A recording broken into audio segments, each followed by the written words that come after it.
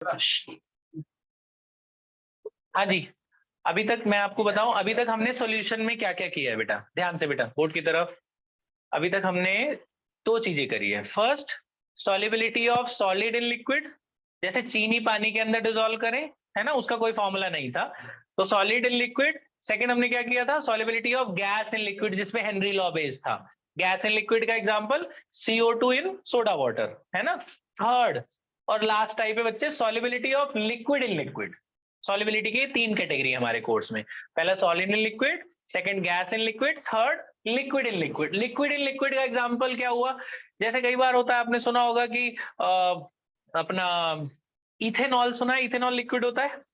आपको ये सुना है कंसेप्ट कि पेट्रोल की कॉस्ट बढ़ रही है, पेट्रोल के प्राइस बढ़ रहे हैं, तो उन्होंने बोला टेलीकॉम मिनिस्टर ने कि भाई ये टेलीकॉम कह रहा हूँ, पेट्रोलियम मिनिस्टर बोलेंगे ना, पेट्रोलियम मिनिस्टर ने बोला कि पेट्रोल में इथेनॉल ब्लेंडेड पेट्रोल सुना है आपने? नहीं सर। अभी जो आने वाले टाइम में जो पेट्रोल आने वाला है उसमें इथेनॉल मिलाएंगे तो पेट्रोल की कॉस्ट कम हो जाएगी।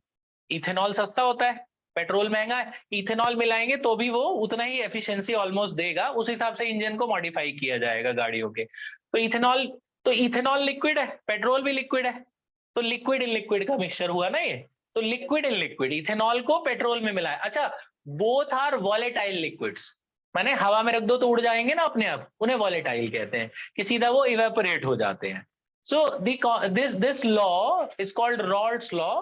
This is based on solubility of liquid in liquids in case of volatile liquids। अगर मैं पानी को तेल में मिलाऊं, नॉर्मल तेल जो हमारा वेजिटेबल ऑयल है, तो उसके लिए ये रॉल्ट्स लॉ एप्लीकेबल नहीं है।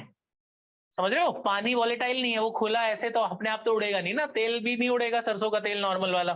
तो this is applicable only for volatile liquids, numerical में काम आएगा, इसलिए मैं बार बार वॉलेटाइल वर्ड बोल रहा हूँ। समझ गए, ये वहां नहीं बोलेंगे वो वॉलेटाइल है, तुम्हें पहचानना है कि पेट्रोल में डीजल मिलाया या पेट्रोल में केरोसिन मिलाया, ऐसे होता है। तो दो लिक्विड ऐसे मिलाएंगे जो अपने आप उड़ जाते हैं, तो उस केस में आप रॉल्ट्स लॉ लगाओगे। तो रॉल्ट्स लॉ कहता क्या है, हेनरी ने क्या बोला था कि जितने प्रेशर से डालोगे उतना ही अमाउंट ऑफ सोल्यूट डिसॉल्व होगा, उतना अमाउंट ऑफ गैस डिसॉल्व होगा, है ना। रॉल्ट्स ने भी ऑलमोस्ट सेम बात बोली है। उसने बोला कि suppose we have two components, we have two liquids, मान लो हमारे पास दो लिक्विड है, जैसे मैंने बोला कि भाई हमारे पास पेट्रोल है और दूसरा क्या है, इथेनॉल। तो पेट्रोल और इथेनॉल दो चीजें हैं, तो अगर मैं इसमें दोनों को मिक्स करता हूं, तो उसने बोला कि the amount of first component, amount माने mole fraction, the mole fraction of first component dissolved in this solution is directly proportional to its partial pressure. माने पेट्रोल का मोल फ्रैक्शन पेट्रोल के प्रेशर पे डिपेंड करेगा और ethanol का mole fraction ethanol के pressure पे डिपेंड करेगा, है ना। फर्स्ट कंपोनेंट का मोल फ्रैक्शन फर्स्ट के प्रेशर पे डिपेंड करेगा और सेकंड का सेकंड पे डिपेंड करेगा। बोर्ड पे ये विजिबल है बेटा, दिख रहा है, दिख रहा है ना ये, ठीक है। तो फर्स्ट का फर्स्ट पे डिपेंड करेगा, सेकंड का सेकंड पे डिपेंड करेगा, ठीक है। फिर उसने प्रोपोर्शनैलिटी हटाई। अच्छा, हेनरी ने तो KH लगा दिया था ना, हेनरी कांस्टेंट, इसने KH नहीं लगाया, रॉल्ट्स ने यहाँ पे एक लगाया P1 नॉट। ये क्या है मैं बता रहा हूँ, प्रोपोर्शनैलिटी आके यहाँ पे लगाया उसने P1 नॉट, और दूसरे केस में उसने लगाया P2 नॉट। तो what are P1 naught and P2 naught, what is the difference between P1 and P1 naught, ध्यान से सुनना। तो ये जो P1 नॉट है और P2 नॉट है, P1 naught and P2 naught are P1 naught and P2 naught are vapour pressure in their pure state, in their pure state. मतलब जब आपने पेट्रोल और इथेनॉल को अलग अलग डब्बे में रखा था, अलग अलग कंटेनर में, तब उनका क्या प्रेशर था, घुलने से पहले का प्रेशर है P1 नॉट और P2 नॉट, ठीक है।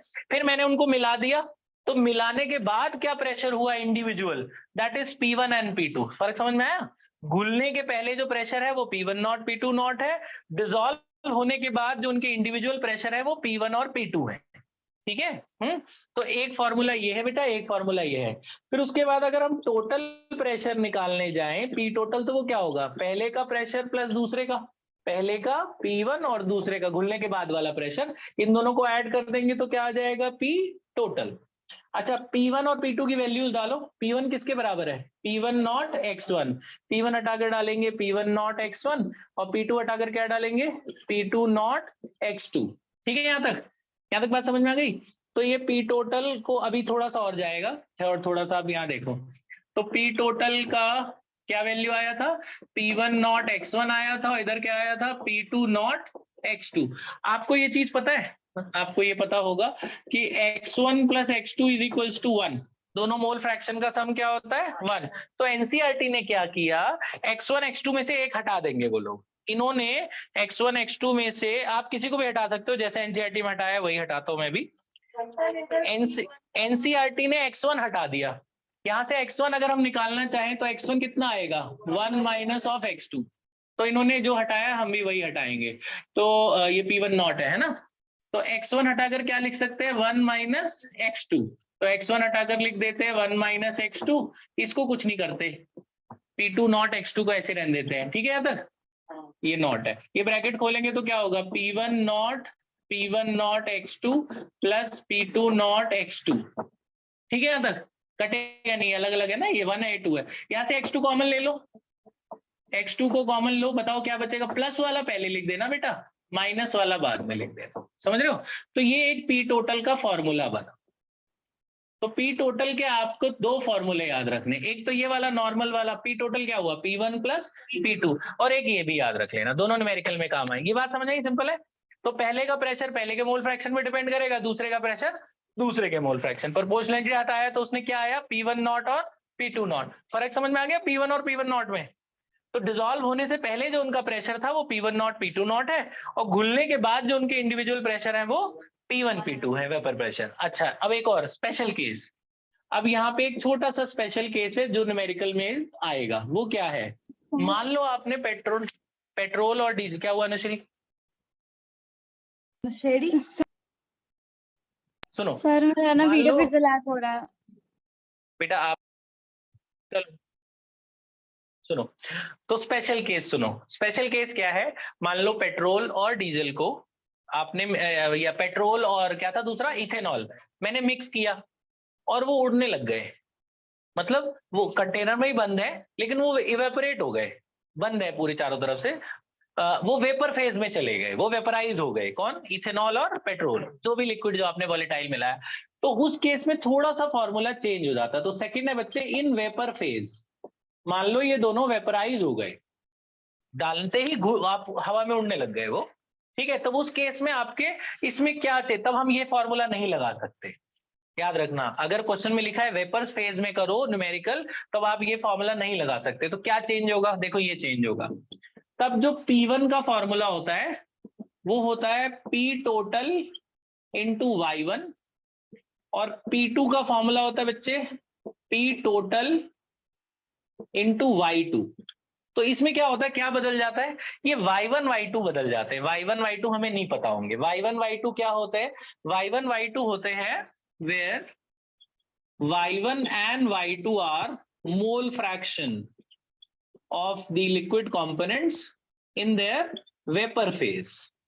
जब वो वेपराइज होते हैं तो बच्चे मोल फ्रैक्शन बदल जाता है। तो मोल फ्रैक्शन बदल जाएगा तो आप x1 x2 की अगर बोले जो पुरानी वाली वैल्यू थी वही आप इसमें इस्तेमाल कर लो, तो वो मत करना। आप यहाँ पे Y1 Y2 यूज करना। न्यूमेरिकल में क्या होगा मैं आपको बताऊंगा। तो लेकिन वेपर फेज के लिए कभी आए तो ये फॉर्मूला लगाना। अच्छा, इसमें भी Y1 और Y2 का सम 1 होता है।